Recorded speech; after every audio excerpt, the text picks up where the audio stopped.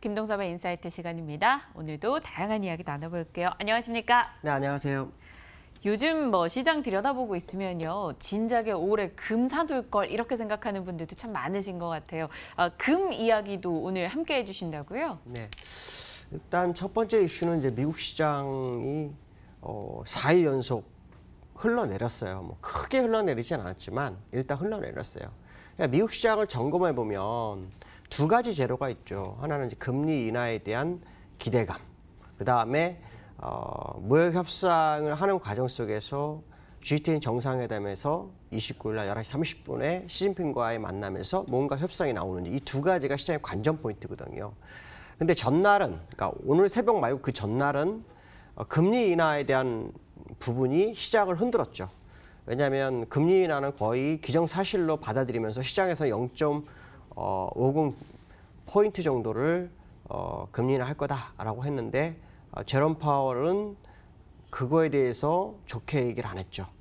해도 0.25 정도 생각을 하고 있는 것 같습니다. 그것이 이제 시장에서 약간 불확실성을 제공했고 미국 시장을 전날 하락시키는 원인이었죠.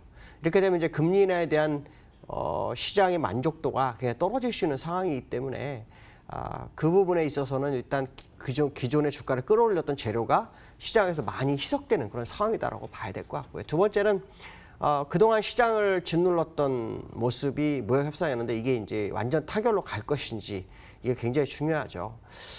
트럼프 대통령이 미국에서 재선이 굉장히 어렵다라는 얘기가 상당히 많이 뉴스가 나오거든요. 트럼프 대통령 입장에서는 뭔가 해야 되는 상황이라서 이걸 협상할 것인지에 대한 부분인데 문제는 뭐냐면 제가 항상 말씀하시는 무역 적자를 목표로 했다면 성공적인 무역 협상인데 이게 지적재 사건이 걸렸기 때문에 시장이 원하는 만큼의 답을 내주지 못했을 경우는 실망으로 나올 수 있다. 특히 협상이 다가왔는데 시장에서는 항상 보면 루머에서 뉴스에 파는 경우가 굉장히 많았기 때문에 실제로 협상이 되고 난 다음에 문제가 될 수도 있고요. 제가 개인적으로 볼 때 협상이 쉽지 않을 거라고 판단을 하고 있지만 일단 시장의 기대치를 키우고 있는 재료라는 것은 우리가 인정해야 될 것 같다라고 말씀드릴 수 있고요. 기술적인 부분에 있어서 보면 참 재미나죠. 제가 항상 일목균형표를 공부하면서 느끼는 것 중에 하나 뭐냐면 목표치를 한번 재놓으면 쉽게 돌파를 못해요. 지난번에 제가 온 날이 이날이었죠. 이날 윗꼬리 맞고 딱 떨어진 모습이었죠. 그 이후로 계속 음봉인데 비석형 하나 나왔고요.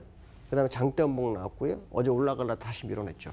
자, 이렇게 되면 일단 정말 특별한 그 이벤트 이슈가 나오지 않으니 쉽지 않다라는 것을 우회적으로 알려준 거거든요. 문제는 월봉에 있죠. 네, 월봉에 답이 있어요. 이게 무슨 말이냐면 요 5월선까지 밀어내느냐 안 밀어내느냐 싸움이 될 것 같습니다. 만약 5월선까지 밀어낸다면 이 차트는 완성형일 확률을 굉장히 높게 봐야 됩니다. 물론 금리 인하가 가속도 붙어서 할 경우 그거에 대한 기대감이 있을 수 있지만 과거에 서프라임 모기 때도 금리 인하 하면서 주가는 오히려 더 빠졌거든요. 그런 부분을 감안한다면 일단 어쨌든 지금 월봉의 신빙성이 좀 더 커지는 상황인데 더 커지려면 5월선까지 밀어내야 한다는 것이 가장 중요하고요. 그 5월선 값을 본다면 정확하게 26,000입니다. 그러니까 지금 지수는 26,536포인트니까요. 한 2% 정도의 모습이 있는지 굉장히 중요할 것 같다라고 말씀드릴 수 있고요. 두 번째는 박명희 앵커께서도 말씀하셨죠. 금값이 이게 조금 이상하죠. 사실 이게 원자재 중에서 이 금이 안전자산의 선호가 되는 그런 거죠. 근데 이게 문제는 뭐냐면 금값이 너무 빠르게 오른다는 거죠. 1,440불 때까지 그냥 순식간에 갔다가요. 약간 밀렸죠. 근데 이제 이 금값이 오르는 이유에 대해서 정말 고민이 많이 될 거예요. 금값이라는 것은 원래 위험자산이 흔들릴 때 오르는 거죠. 근데 실제로 위험자산은 많이 안 흔들렸어요. 이게 이제 이 시장을 봤을 때 이거는 미국 시장 기준으로 보거든요. 아까 미국 시장 보셨지만 별로 안 흘렀어요. 근데 금값은 6년 내 최고치. 지금 월봉을 보시면 6년 내 최고치입니다. 이렇게 빠르게 올라갈 수 있는 그런 공간에 접어들 수 있다는 거죠. 자, 그 얘기는 뭐냐면 후행 스팬이 지금 아주 가파르게 오르는데 캔들을 따라서 올라가고 있거든요. 그러면 향후에도 금값이 오를 거라는 생각을 꼭 해야 될 것 같고 금값이 오른다라는 것은 위험자산의 브레이크가 걸릴 수 있다라는 생각 정도는 해야 될 것 같습니다. 지난번에 올랐던 1,440불이 얼마나 빠른 시간 돌파되느냐의 싸움이 아닐까. 정상회담을 기준으로 해서 보는 게 맞지 않을까 이렇게 보여지고 있고요. 세 번째는 이제 지금 보시면 삼성전자 제가 아마 지난번에 얘기해드렸을 거예요. 44,700원 돌파 여부 봐라고 그랬죠. 지금 그 이후로 돌파가 됐어요. 그럼 이제 이 차트, 그러니까 주봉상으로 삼성전자가 사실 요즘 뉴스는 없어요. 뉴스는 없죠. 왜냐하면 반도체 가격이 떨어지고 뭐 해서 사실 수출은 늘었지만 이익은 뭐 큰 변화가 없는 그런 상황이고 이런 상황 속에서 삼성반도체가 올라선다는 것은 일단 시장을 이끌어가는 그런 상황이 될 거다라는 생각을 일부 하죠.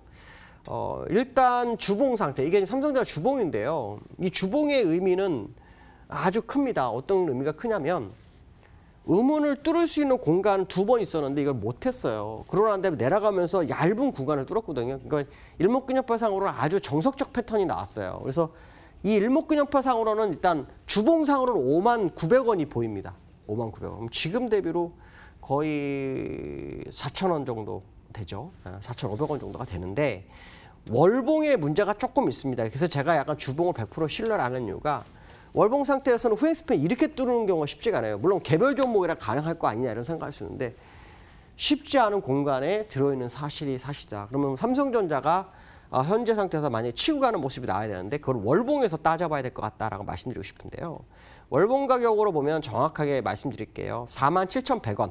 이게 돌파가 되면 일단 58,000원까지는 그냥 간다라고 보시면 됩니다. 그 자리가 돌파가 안 되면 결국 지금 주봉은 가짜일 수 있다 정도 생각하시면 될 것 같습니다. 오늘 여기까지 하겠습니다. 감사합니다.